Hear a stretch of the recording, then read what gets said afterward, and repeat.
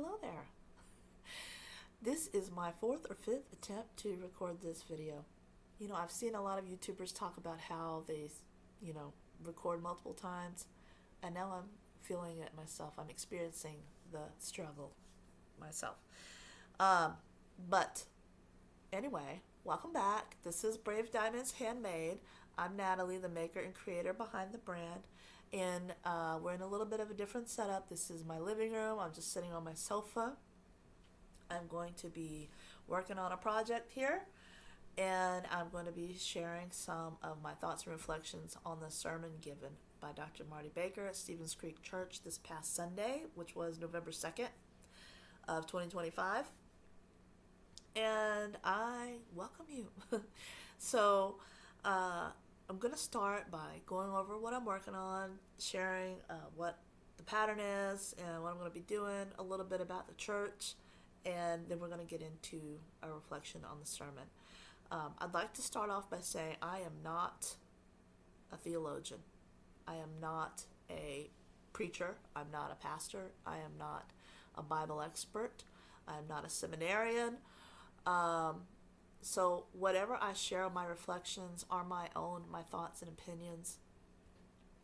And I do share them because I think that they might help somebody, and I share them as a form of fellowship, but not as a form of advice, okay? I really think that we need to seek spiritual leadership.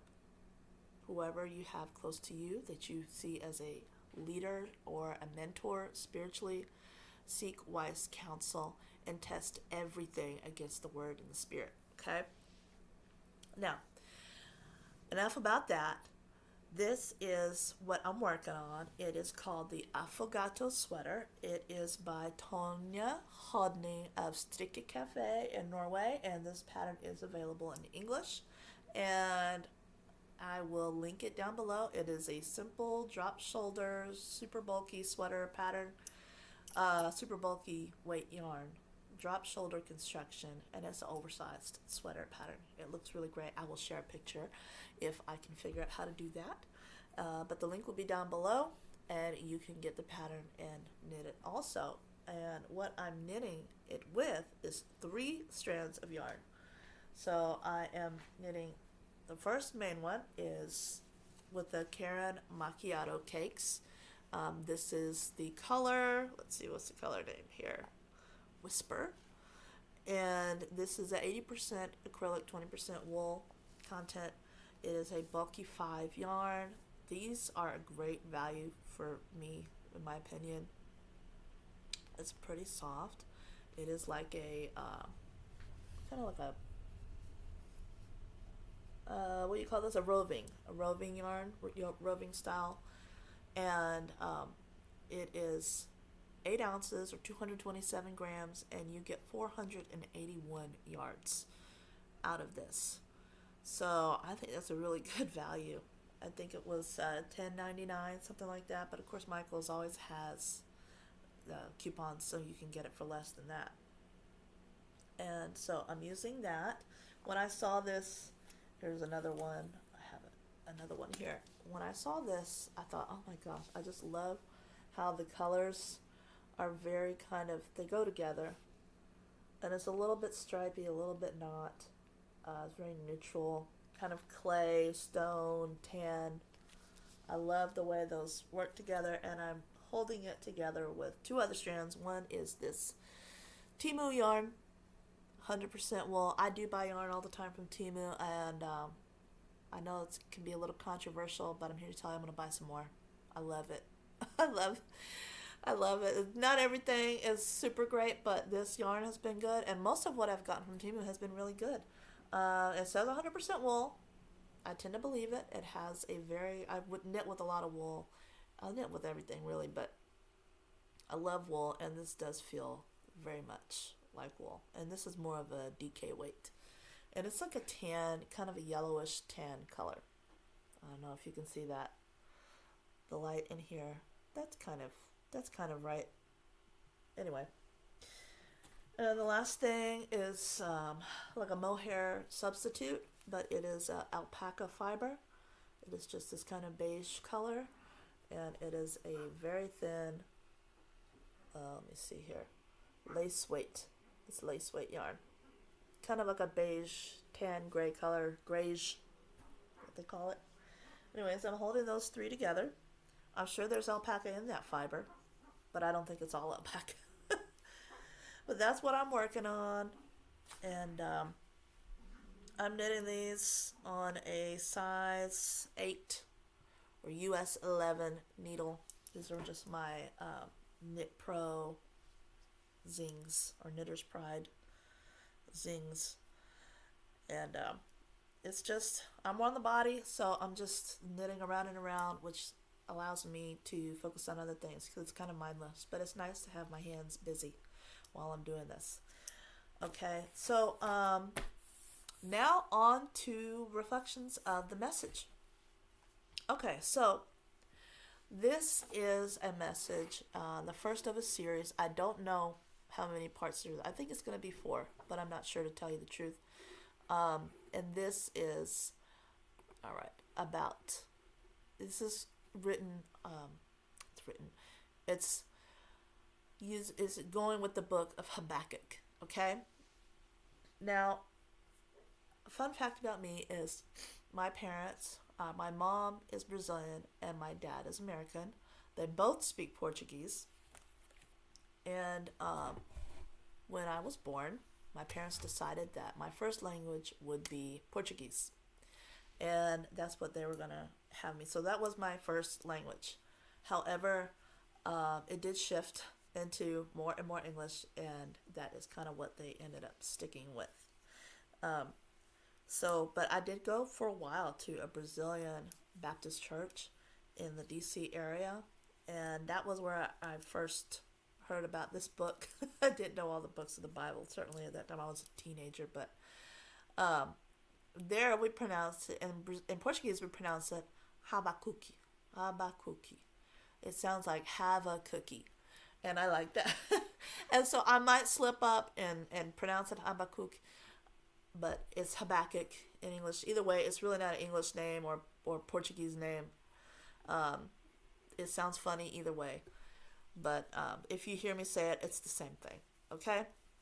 Now, I did a little bit of research onto this book before I started this video, and I am reading part of it. Is going to be from the Bible Project and some are from some other sources. Okay, let's see here. So, I have a little sticky note here that I'm reading. Habakkuk is the 35th book of the Old Testament in the Bible. It is positioned between Nahum and Zephaniah.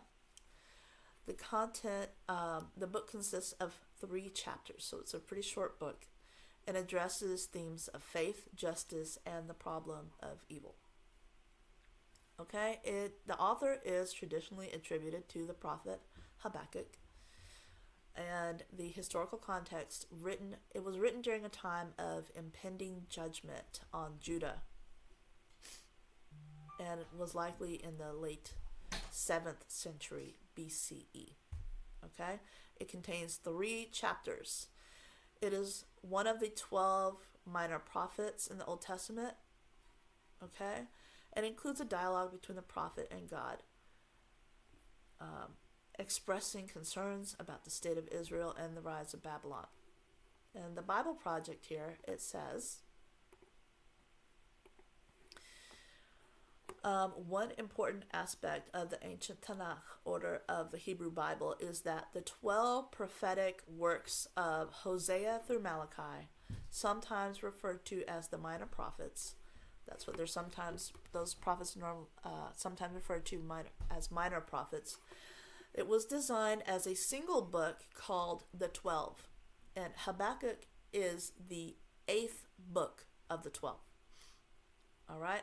Habakkuk lived in the final decades of Judah in Israel's southern kingdom. It was a time of injustice and idolatry, and he saw the rising threat of the Babylonian Empire on the horizon. Unlike the other Hebrew prophets, Habakkuk doesn't accuse Israel or even speak to the people on God's behalf. Instead, all of his words are addressed to God. The book of Habakkuk tells us about Habakkuk's personal struggle to believe that God is good when there's so much tragedy and evil in the world. Sounds like today's struggles too.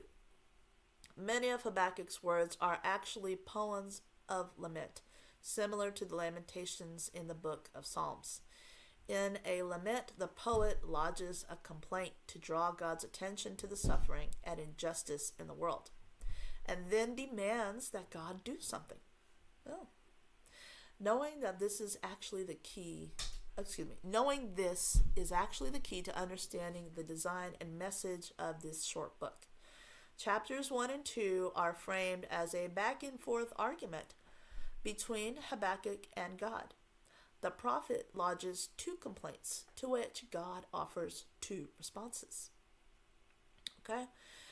And the big idea, as it says here, again, I'm reading from the Bible Project online. I can link this page as well so you can see where I'm reading. I'm reading right from it. Okay?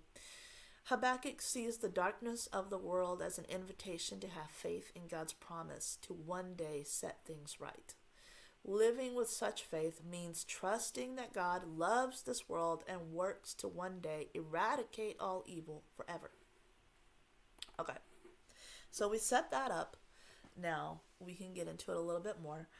Habakkuk is feeling the pain, he's feeling the struggles, and he's seeing what's going on around him, and he is not happy, and he is questioning God about it. And he is real and honest and raw, and I can relate to it. I'm sure you can too. I can relate to having moments in my life, especially more and more these days, where I don't understand what I'm seeing, what's going on, or why it's being allowed to happen. Okay? It seems like it's being allowed to happen. Seems like God's not doing anything. And this is a time that the enemy taunts us a lot with, where's your God? What is he doing? And it's hard as Christians to continue a lot.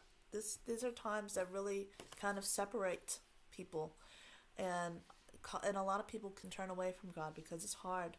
But it's hard to have faith when you see so much going on in this world that is so bad and so evil and sick. I'm not a politician, but the outcome of the latest elections certainly can leave a lot of questions. And a lot of people are happy about it, and a lot of people are not happy about it. I, for one, just am going to put my faith in God. Because no matter what, we know how the story ends. We might not know how the story goes, but we know how it ends. And we know that he wins. That's the answer. And that's all, in the end, that really matters. Okay? But we got to get through this life. And sometimes it seems like life doesn't add up. And that's the title of the series, When Life Doesn't Add Up. Okay? And the first opening thought is, when nothing seems to add up, God still has a plan. And we can know that. All right? The first verses 1 through 4 of Habakkuk in the first chapter opens up like this. The prophecy that Habakkuk the prophet received. I'm going to be reading from my paper, so that's why I'm looking down. How long, Lord, must I call for help, but you do not listen? Or cry out to you, violence, but you do not save? Why do you make me look at injustice? Why do you tolerate wrongdoing? Destruction and violence are before me. There is strife and conflict abounds. Therefore the law is paralyzed, and justice never prevails. The wicked hem in the righteous, so that justice is perverted. What? If that ain't almost exactly like what seems to be going on in this day and time. What's going on in this day and time is actually not new, it's ancient, you guys. There's a spiritual battle that's been taking place long before we got here on this earth. trust me. Trust me. Trust God. Don't trust me. Trust God when he says that he is for us and he is not against us. And what he has for us is good and not for bad. Okay? The things that you see that are happening in this world that are evil, they're not from him. Okay? And it's not that he's allowing things to happen. But everybody on this earth, everyone is free will. And justice will prevail. God will see to it. We might not be able to execute justice perfectly, but he does, and he will. Interesting that the word violence here, it means Hamas in Hebrew. In Hebrew, the word for violence is Hamas. So he calls out or cry out to you, Hamas, but you do not save. Interesting. There's no accidents, really. It's interesting to me, but it's not a coincidence, even though it might seem like one. It's not. In this part, these verses, Habakkuk is getting real with God, and he is saying, all this is going on, Lord, and I don't see where you are. I don't see you. I'm calling you, but I don't hear you. Things are happening. Bad things are happening, and I don't see the good things. I don't see the good things. I don't see you in it. Well, you shouldn't see God in bad things happening, but we want to see God come in and strike the enemy and knock the enemy out and eradicate all evil, and we want to see justice prevail and the good guys win. And guess what? That does happen in the end, shortly after, not in Habakkuk's time, but it wasn't that long after, historically, that the Messiah came. Jesus came to earth and fulfilled all the prophecies that were told before. Over 800, you can look. And he was the answer. And justice did prevail, and it still does. But it's hard for us who are living in this day and age. It's hard for him who's living in that day and age to see it and comprehend it. But that's where we have to have faith, okay? Him being real, and I wrote down here, I'm so proud of myself. I wrote this down. You can't heal if you don't get real. So he was being real, because that's the only way that you can really understand God's plan, is to understand what the problem is to begin with, and to acknowledge that things are not going well. Now, a lot of Christians, a lot of churches want us to be all hunky-dory and happy and, oh, God is great, God is good all the time, and just say only good things and not acknowledge the bad things that are happening, not acknowledge our feelings and our frustration. We tell ourselves a lot of time that our frustration and us being upset with God is a bad thing. And to an extent, yes. But having real feelings and emotions, we are meant to have those. God gave us feelings. Okay? And he knows what our feelings are. And if we cannot even come to God and say, I'm upset, I see this stuff going on, Lord, and I don't understand, then what kind of relationship do we really have with him? One thing that I have learned over my life is that I can trust God with my feelings. I can trust him. He can handle it. And that is one thing that Pastor Marty touched on. God can handle your honesty. But one thing that I've also learned is to not avoid him in my struggle. Okay? Sometimes if I'm struggling, in the past, I thought that I was wrong to be struggling with my faith. And so I would avoid God because I didn't want to acknowledge that part. So I might avoid him because he could see that. Obviously, I know that, but I didn't want to approach him because I wasn't sure how I felt. But being real with God is the key to being healed by God. As if you're not even going to admit that you have a problem, how can he heal you? How can he help you? You have to first acknowledge the existence of the problem. The existence. Obviously, we can acknowledge that this world is in a race to the bottom. Okay? We can acknowledge that there's a lot of bad things happening. But we need to also acknowledge how we feel, how it makes us feel, and how we're handling it. If we want to handle it better, we've got to admit that we're not handling it well to start with, right? So let's just get real with however it is and be honest. And it's okay. I'm going to tell you right now, it is okay to be upset and a little bit angry at God. I'm telling you, this is controversial. I've told people in the past, but it is okay. At least you're talking to him. At least you're honest with him. He can handle it. But don't let that define you. And that comes up here in a little bit. And don't stay in that place. Don't dig your heels in to ignorance or to hatred or to anger. Let's work through these feelings, because these seasons will change. This day will end. This time will pass. This too shall pass. Good times and bad times. All of it passes. And it's a cycle. The pendulum will swing back. Okay? So, remember, he says here, faith means believing God is working even when you don't understand how. So, I reflect on that thing in my life a lot. Things have come up many times where I've been like, God, hello, that wasn't supposed to happen. That was not what we talked about. And I didn't think you wanted that for me. And I don't understand what's going on.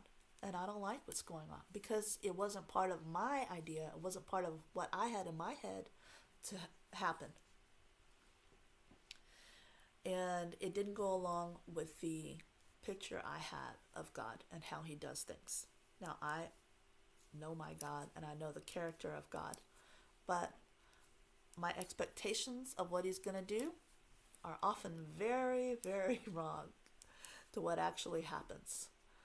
And even if I don't understand how it's going to happen, I can trust that it's going to happen according to his will, right? Because he's working. The first step that Dr. Marty gave us was to pour out your heart to God. So we need to go to him. We need to go to him. Pour it out to him. And we can share with him our feelings, whether we're frustrated, confused, angry, sad, flabbergasted, befuddled, flummoxed, whatever feeling you got, whatever it is, he can handle it. But we got to go to him. Let's go to him first. And be honest. Number 2, let's be honest about what is broken, but don't let it define you. So many times I have hung my hat on a particular bad experience. And by that I mean I hang on to it. And moments that made me feel really bad about myself, I sometimes will go back to in a state of depression.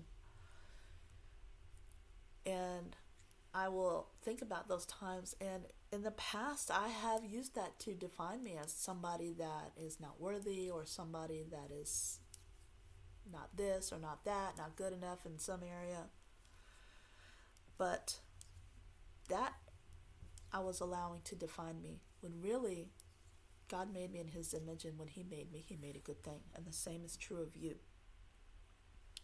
What's going on now, what I'm feeling right now, is going to pass, just like the time is. But my God never changes. He never changes. And I am going to find my identity now in him. And I pray that he reminds me all the time when I fall into an identity crisis. He reminds me of who I am, which I am his. and He is mine. So pour out your heart to God. Silence does not mean absence. Be honest about what is broken, but don't let it define you. And don't break on the inside. Don't let it. It's okay to say this isn't right, but don't let it get in there. Okay? You have to guard your heart in these times. You really have to have a very, very strong protection guarding your heart. Trust that God is working even when you cannot see it. In verse 5 of Habakkuk, it says, look, and I'm going to be reading here again, look at the nations and watch and be utterly amazed, for I am going to do something in your days that you would not believe, even if you were told. This is one of God's responses. So we said that there was that Habakkuk was talking to God and God was responding. And this is one of God's responses. And again, I'll repeat it. It says, look at the nations and watch and be utterly amazed. For I'm going to do something in your days that you would not believe, even if you were told. So even if God Himself stands in front of you and tells you exactly what is going to happen, you would not believe it. You still wouldn't believe it. If God told me that I would be here right now, where I am, in this house, in this state, in this county, if He told me that 5-10 years ago, no way. I'd say no. Not only would I not believe it, I'd probably say, no, I don't want that. If I knew all the steps that were going to take place before and all the ways that I would stumble myself, I would probably say no. There's a reason why God doesn't reveal every part of the plan, because honestly, I wouldn't do it. But I wouldn't have the blessings that I have today. I wouldn't be in this place where I have really encountered a powerful change in my life. I wouldn't have experienced all the blessings that I have experienced if I had known, if I had stopped the plan. And if I had known, I probably would have stopped a lot of things. I probably would have said, no, God, I don't want to do that. No, God, I don't want to go through that. I would have. So maybe it's a good thing. Sometimes, and Pastor Marty touched on this, he said, what seems like a setback is actually a setup. Okay? Sometimes what you think is it's a bad thing, something, the worst thing that could happen. I've lost everything. It's actually a setup for something even better, even greater, that you never could have had in your old circumstances. I couldn't have had this where I was before. I had to come here to get it. I had to come here. God ordered my steps to this place, our family steps. He ordered them. And believe me, we protested. He dragged us a little bit. He did. We were not envisioning this. And we were not in favor of this, honestly. But now that we're here, we are so grateful. Our family is so tremendously grateful to be here now. But the process didn't seem like His blessing, but it was. So we don't always understand everything that's going on. And I'll tell you a little story that this teaching taught me. When my daughter was 1 year old, she was crawling. We were living in Texas at that time. And she was crawling on the floor. It was a carpeted house. And I was watching her, kind of walking behind her, following her. She was just being so cute. And then she got next to a power outlet and looked at it. And I looked at her and I said, mm-mm. And she goes to stick her finger in it. And I quickly went, ploop, blocking her hand. I slapped her hand away. And she looked at me. And she was startled. She was scared. It hurt a little bit, I'm sure. She didn't know what was going on. Mommy, you just hit me? Yes, I did. Yes, I did. wasn't trying to spank her, but I was trying to block her hand and get her hand away from that outlet as quick as I could. And frankly, at that time, I didn't have time to explain. I didn't have time to warn her so much, although I did give her a look that apparently wasn't enough for her. I just needed to get her hand away from that to protect her. Some things we think are an attack are actually a protection. Sometimes we think people hurting us is something that's painful, and it is painful. I'm sure her hand did sting a little bit, but I'd much rather that little sting than electrocution. God only knows how much that would hurt, or if that would have even, killed her, God forbid. But it didn't happen. And at her age, I couldn't explain to her what electricity is and why it's harmful and why we don't stick our fingers in sockets and plugs and what it can do to the body and the science behind it. She would have no way of understanding that. In the same way, many Christians are baby Christians and are not ready or understanding yet of the reasons behind everything. But as we learn and as we grow in our faith, as we walk this walk, we can see more and more how God is at work, how He is doing things for our good. And I truly believe that in the same way, we will understand what we don't understand now. And one day, it will all make sense. But unfortunately, that is always a hindsight kind of thing, kind of deal. But we can trust now. We can just go ahead and trust that He is our Father, He loves us, and He wants what is good for us. And He is for our good. He is not for our harm. Okay? And what He's going to do is amazing. It is amazing. I mean, just a little bit of a tangent. Can you believe where we are right now? Look at this world right now. If you had told me, like in the late 90s, early 2000s, that Donald Trump would be our president right now,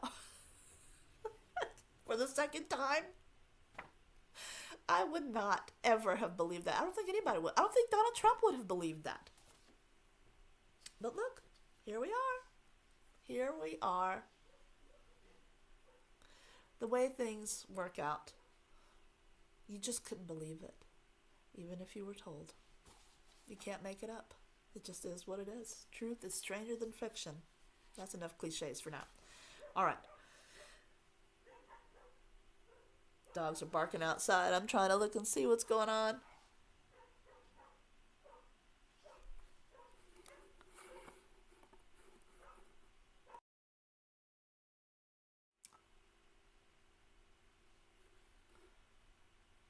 All right, I'm back.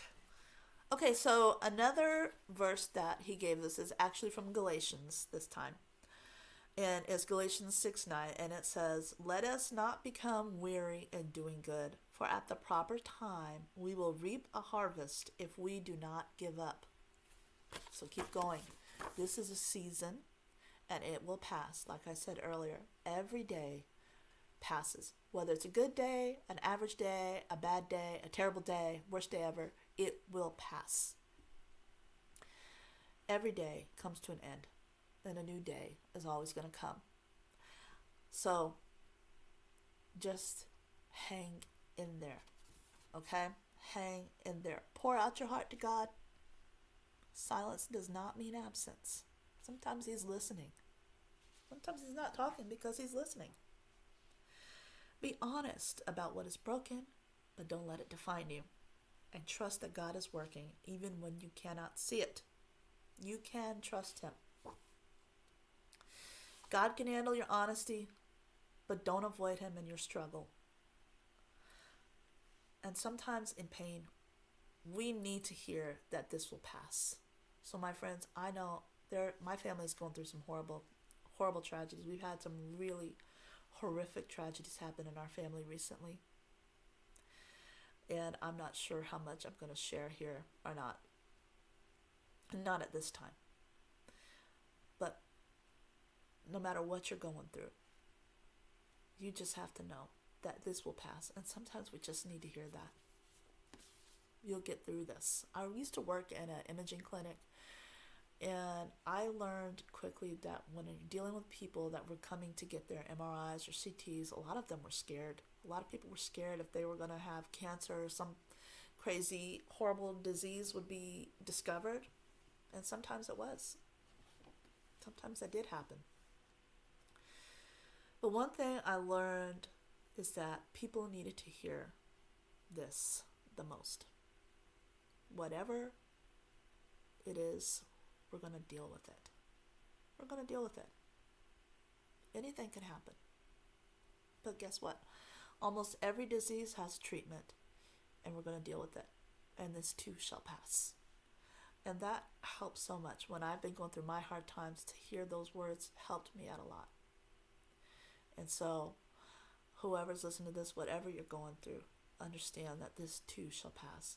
And the good time, well, if you're going through a great time, prepare yourself, because good times also pass.